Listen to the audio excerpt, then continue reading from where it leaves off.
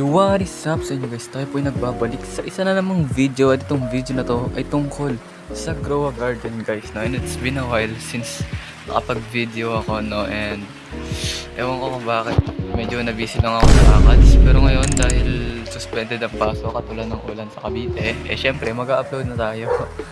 At ayan, so kung makikita nyo, ito nga pala ang Zen Update. Welcome sa Zen Update mga kaibigan. So alam ko, mag-iisang linggo na simula nung nag-update. And ang ganda na itong update na to, no? So alam ko naman, alam nyo na yun kasi syempre naglalaro rin kayo. So ngayon wala pa tayong objective for today kasi wala lang, gusto ko lang talaga makapag-upload today kasi ang tagal ko hindi nag-upload, kaya ginawa ko tong video na to, pero wala talaga akong magagawa ngayon. So kung nanonood ka, ikaw bahalang papanoorin mo to hanggang dulo, pero ano lang naman to, parang garden tour ganun. So ito nga pala yung aking garden guys, no? So kung makikita nyo, maraming sugar apple dito dahil yan yung ginagamit ko para sa Zen update, para dun sa Chi. Yan, kasi mataas magbigay kapag prismatic yan lang naman yung prismatic ko dito na multi-harvest, kaya yan lang ginamit ko. Yan, so kakatapos lang ng Zen event at hindi ko naabutan yun kasi nag-charge ako kanina. So nag-stock ulit natin. Kumibahing, sige bilhin natin to. Ay guys, comment pala kayo sa baba ng ng pwede nating gamiting pwede nating gamiting method na hindi kailangan ng mooncut, kasi isa lang yung mooncut ko dito Wait lang. Tignan nyo. So ito lang yung mooncut ko at wala na ako ibang mooncut. Kung makikita nyo, yan lang talaga yung mooncut natin, Tapos yung iba puro fruits na.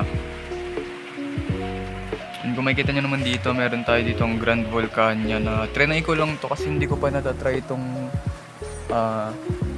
tanim na to pero feeling ko maganda naman siya at ginamitan ko siya ng sprinkler method lang. So ayan, ito lang yung pinakamaganda natin kasi gold to tapos itong dalawa, wala, hindi gold yan.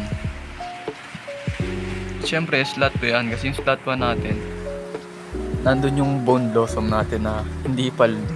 So kaya siya hindi naging paldo kasi nga isa lang yung mooncut ko at ang pinakamalaking bone blossom lang na nagawa ko. Okay, ang pinakamalaking bone blossom lang na nagawa ko ay ito, at itong bone blossom na to ay 25 billion lang with 2, 4, 6, 8, 10, 11 mutations.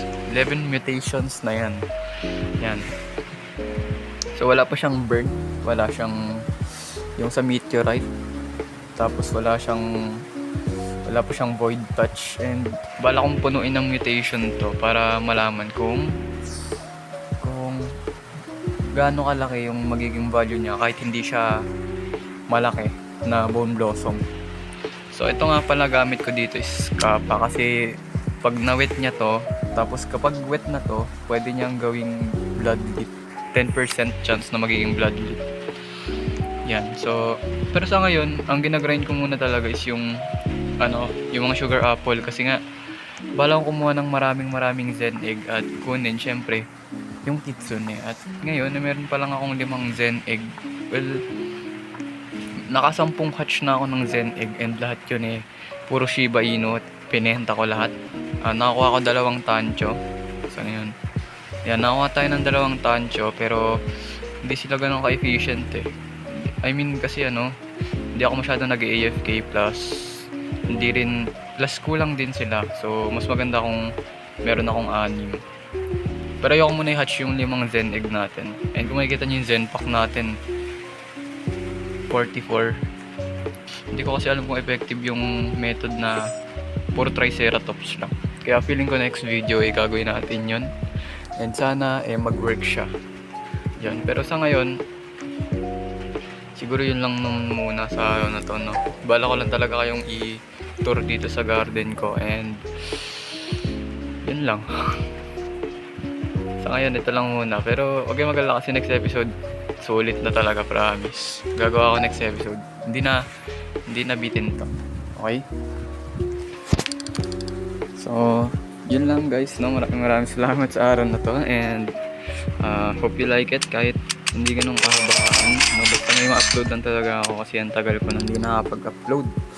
Kaya, ayun, sana na-enjoy nyo to, no? And mag-subscribe na kayo and comment kayo dyan sa baba ng mga alam yung method na masusubukan natin na hindi natin kailangan ng yung mga method lang na hindi kailangan ng magagarang pets.